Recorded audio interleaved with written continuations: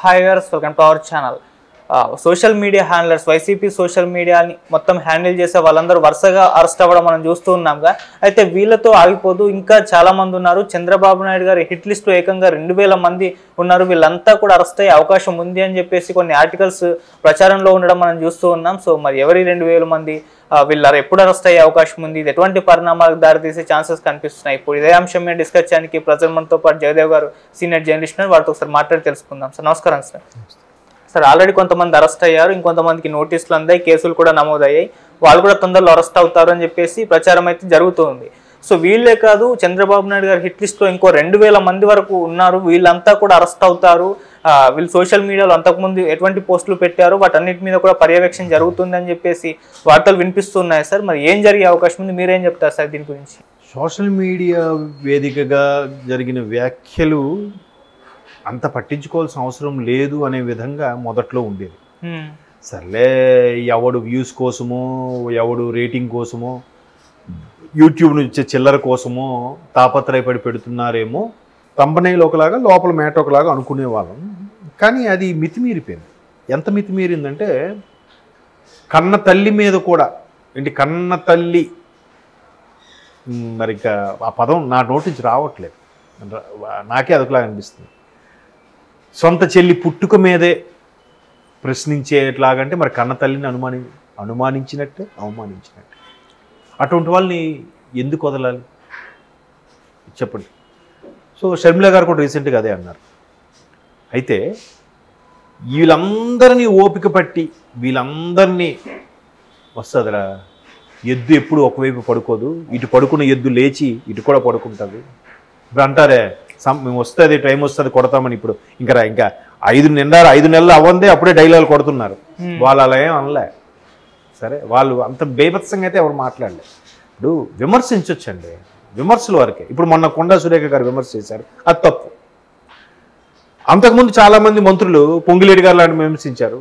మీరు సినిమా ఇండస్ట్రీని కూడా ఎవరెవరిని ఎలా వాడుకున్నారో మాకు తెలుసు, ఎవరిని ఎక్కడెక్కడ మీరు బ్లాక్మెయిల్ చేశారో తెలుసు అంటే ఓకే, జనరలైజ్ థింగ్ అది. కానీ మరీ పేర్లెత్తి వాళ్ళని ఎలా చేశారు, అది తప్పు. సో అలా మాట్లాడడం తగదు ఎవరికైనా సరే, అది కాంగ్రెస్ అవ్వచ్చు, టీడీపీ అవ్వచ్చు, వైసీపీ అవ్వచ్చు. సో గత వైసీపీ ప్రభుత్వంలో అత్యధికంగా విమర్శలు, అవమానాలు ఎదుర్కొన్నది నాకు తెలిసి 1 పవన్ కళ్యాణ్ గారు, 2 లోకేష్ గారు. లోకేష్ గారు తల్లిని అవమానించారు కదా, ఎంత సింపుల్గా మాట్లాడారు, ఎంత మాట అన్నారు. చంద్రబాబు నాయుడు గారు సభాముఖంగా ఏడ్చేశారే. ఇప్పుడు గంభీరంగా, గుంభనంగా ఉండే వ్యక్తి బోరును వెలిపించాడే. అయితే ఇప్పుడు ఒక్కొక్కడు మేమనలేదే, ప్రాధాయపడ్డం, మమ్మల్ని వదిలేయండి ప్లీజ్ అనడం ఎందుకు అలాగా? మరి అప్పుడు ఎందుకు? వాళ్ళు అనమని డబ్బులు ఇచ్చారు, వాళ్ళు మరీ ఇంత దారుణంగా అనమని ఇచ్చుంటారుగా. జగన్మోహన్ రెడ్డి గారు కానీ, జగన్మోహన్ రెడ్డి గారు అని టీం కానీ, నిజంగా చెప్తున్నాను, అందరిని ఇలాగ అనమని అనుంటారా? బాబు, ఈ సబ్జెక్ట్ మీద ఇలా మాట్లాడండి, ఈ సబ్జెక్ట్ మీద షర్మిలమ్మను విమర్శించండి అంటారు. కానీ షర్మిలమ్మ పుట్టుక మీద విమర్శించమని అంటాడు ఆయన. అనుండు, నాకైతే అన్నం తినేవాడు ఎవడు అలాగండు. వీళ్ళు గొప్పకి రెచ్చిపోయి అన్న కళ్ళల్లో ఆనందం కోసం, అన్న కంట్లో పడాలని మరీ అంత ఎక్స్ట్రీమ్ లెవెల్కి వెళ్ళి మాట్లాడాలి కాదు కదా. ఇప్పుడు అక్కడ శ్రీకాకుళం నుంచి స్టార్ట్ చేస్తే శ్రీధరి అప్పలరాజు గారు మాజీ మంత్రి, ఆ తర్వాత ఎవరు ఇంకలా ముందుకు వస్తే అమర్నాథ్ రెడ్డి గారు, కొడాల నాని గారు, పేరు నాని గారు, అనిల్ కుమార్ యాదవ్ గారు, అంబటి గారు, ఇంతమంది, రోజా గారు, వీళ్ళందరూ కూడా 7-8 మంది, ఇప్పుడు 10 మంది వేసుకుని, నేను ఇప్పుడు చెప్తుంటాను, 151 మంది 2019లో గెలిస్తే, 1 జగన్మోహన్ రెడ్డి గారిని పక్కన పెడితే 150లో 10 మంది పేర్లే. మిగతా 140 మంది ఉన్నారుగా. వాళ్ళు విమర్శించలేదా? సమయం సందర్భం బట్టి విమర్శించారుగా. ఎంత రెచ్చిపోయారు, విమర్శించలేదు కదా. మరి వీళ్ళందరూ ఏం చేయాలి? ఊరికే వదిలేయాలా? ఇప్పుడు ఆయన ఎవరో అధికార భాషా సంఘం అధ్యక్షుడు అంట, ఒకప్పుడు విజయబాబు అని ఎవరో, ఆయన ఇది ఎంతవరకు న్యాయమో అన్నట్టుగా ఆయన కేసు వేశాడు. కోర్టులు ఏం చెప్పే, మమ్మల్ని కూడా వదలలేదు. అంతే కదా. జగన్మోహన్ రెడ్డి గారు జడ్జిల మీద కూడా తీవ్రమైన వ్యాఖ్యలు చేశారు, మీకు గుర్తుందో లేదో. సుప్రీంకోర్టుకు సంబంధించి ఏవో ప్రతిదీ కేసు కొట్టేస్తుంది, ఎట్లా ఉన్నారు ఈయన మేపుతున్న ఏదో, లేదంటే ఈయనకు అనుచరులుగా ఉన్న వాళ్ళు జడ్జిలు అయ్యారు, అందుకే ఇలాగన్నట్టుకు కూడా వ్యాఖ్యానించారు. అసలు అత్యున్నత న్యాయస్థానం, పైగా ఫస్ట్ ఎస్టేట్, ఫోర్ స్టేట్స్లో ఫస్ట్ ఎస్టేట్ జ్యుడిషియరీ, దాని మీద కూడా మాట్లాడడానికి జంకలేదు, ఇబ్బంది పడలేదు, భయపడలేదు. అటువంటి మీరు ఇప్పుడు సాధారణంగా వ్యాఖ్యలు చేసే ఊరికి ఎందుకు ఇప్పుడు పిటిషన్ పెట్టడం? ఇది వేరే కేసు ఫైల్ చేయండి అని చెప్పింది. మీరు ఎవరిని అనలేదు కదా, ఎందుకు భయం? అవునా? మీరు విమర్శ అనేది ఉంటుందండి. ఇప్పుడు మొన్న ఎవరో రాజేష్ మహాసేన ఉన్నారు, యూట్యూబ్ ఇన్ఫ్లుయెన్సరు. ఆయన మీద ఆయన ఎవరెవరిని విమర్శ ఎలాగా, ఓడి అమ్మ ఏట్రా మీరు, మీ సంగతి తెలియదేంట్రా, ఇలాగా గోదావరి స్లాంగ్లో విమర్శిస్తుంటాడు. ఆయన తప్పులేదు, అంతవరకే. ఆయన మా విమర్శప్పుడు ఎదుటి వ్యక్తి యొక్క భార్యల్ని పిల్లల్ని విమర్శించలేదుగా, లేదా బండబూతులు తిట్టలేదుగా, ఆ డాష్ గాడు, ఈ డాష్ గాడు అని అనలేదుగా. దద్దమ్మలాగా ఉన్నారా, బుర్రతక్కువలాగా ఉన్నారా, ఇట్లాంటి పదాలు. ఇప్పుడు ఒక మాస్టర్ స్టూడెంట్స్ ఎలా తిడతాడు, అలాంటి పదాలు వాడాడు. ఎప్పుడైతే ఆయన్ని కూడా విమర్శించిన వాడు ఎవరెవరు ఉన్నారు, వాళ్ళు కేసులు ఇరుక్కున్నారో, ఆ కేసు ఫైల్ అయిన సాయంత్రానికి అతని భార్య వెంటనే రాజేష్ మహాసేన మీద కేసు ఫైల్ చేసిందంట. ఏమని, మా హస్బెండ్ని కూడా ఈ రాజేష్ మహాసేన అనే వ్యక్తి నానా దుర్భాషలు ఆడాడని. చూపించండి, చూపిస్తారు కదా. అంటే ఏదో ఒకటి వేసేయాలి. మాకు ఉంది, ఇవన్నీ క్రియేట్ చేశారంటే జనాలు ఏమి ఎరిపప్పలా అండి, చూడరా అండి. మీకు విషయం తెలుసా, చాలామంది జ్యోతిష్యులు కూడా ఏం చెప్పారు, ఈసారి కూడా జగన్మోహన్ రెడ్డి గారి ప్రభుత్వమే వస్తుందని చెప్పారు. ఆ మధ్యన ట్రోల్స్ కూడా ఏమి గుర్తుందో లేదో, వేణుస్వామి లాంటి వాళ్ళు కొంతమంది సిద్ధాంతలు కూడా చెప్పారు, ఆయన జాతకరీత్యా బ్రహ్మాండంగా ఉందని కూడా చెప్పారు. ఎందుకు రాలేదంటారు?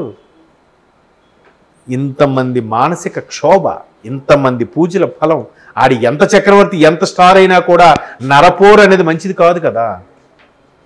మేబీ అందుకే ఓడిపోయారేమైనా, ఆయనకి అంత స్టార్ ఇమేజ్ ఉన్నా కూడా. దేనివల్ల? ఈ నోటు వల్లే, ఈ మాట తీరు వల్లే. కొడాల నాన్నగారి మరీ దారుణం. ఇప్పుడు ఎక్కడ మాట్లాడట్లేదా, ఎక్కడ స్టేట్మెంట్లు ఇవ్వట్లేదా? జగన్మోహన్ రెడ్డి గారి మీద విమర్శిస్తున్నా, మరి బయటికి రావ, మరి జగన్ మీద ఎవడా జగన్మోహన్ రెడ్డి అని కొడాల నాని గారు ఈవెన్ దేవుడికి సంబంధించిన రథం కాలిపోయినప్పుడు కూడా దారుణమైన వ్యాఖ్యలు చేశాడు. నా దగ్గర ఉందా వీడియో, చూపిస్తాను కావాలి. దేవుడు ఏమైనా అడిగారా మీకు, అక్కడ ఏదో ఎవరు కాలిపోతే? ఏంటది అంటే ఏదోదో కాపాడియాలి, మాట్లాడేటప్పుడు ఏదోదో మాట్లాడేస్తే అటువంటి వాళ్ళని ఎందుకు ఎక్స్క్యూజ్ చేయాలి? మొన్న లోకేష్ గారు యూఎస్ వెళ్ళినప్పుడు కూడా ఏదేదో ఒక్కొక్కరిని పెట్టుబడులు రప్పించుకోవడానికి వెళ్ళినప్పుడు అక్కడ ఒక మిత్రుడు అడిగితే అదే చెప్పాడు.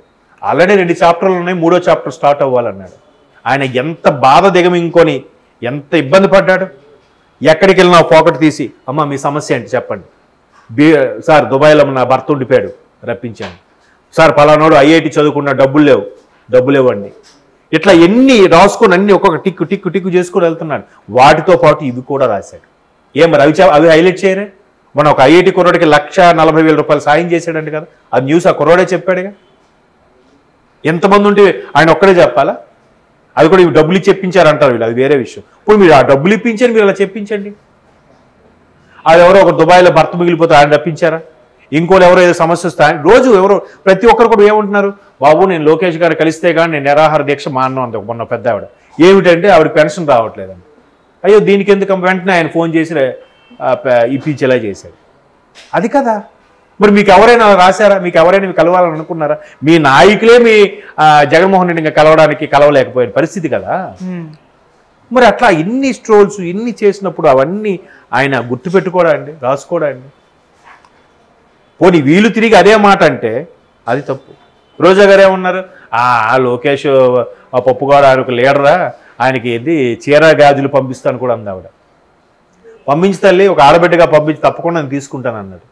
అది కదా రిసీవ్ చేసుకునే తత్వం. సో అట్లాగా ప్రతిది ఏది పడుతుంది. పవన్ కళ్యాణ్ భార్యల గురించి మీకెందుకు, పిల్లల గురించి మీకెందుకు, హోంమంత్రి అనిత గారి పిల్లల గురించి మీకెందుకు? అది ఎక్స్ట్రీమ్ లెవెల్ కదా. షర్మిల గారిని వదిలేరా, విజయం గారిని వదిలేరా? అటువంటి వాళ్ళని ఎందుకు ఇప్పుడు ఎక్స్క్యూజ్ చేయాలి చెప్పండి? సో ఖచ్చితంగా 2,000 ఉంటారు. ఒకడు ఎదవ పని చేసిన పక్కన సపోర్ట్ చేసినవాడు కూడా ఎదవ పని చేసినట్టే, తప్పని చెప్పని వాడు కూడా తప్పు చేసినట్టే లెక్క.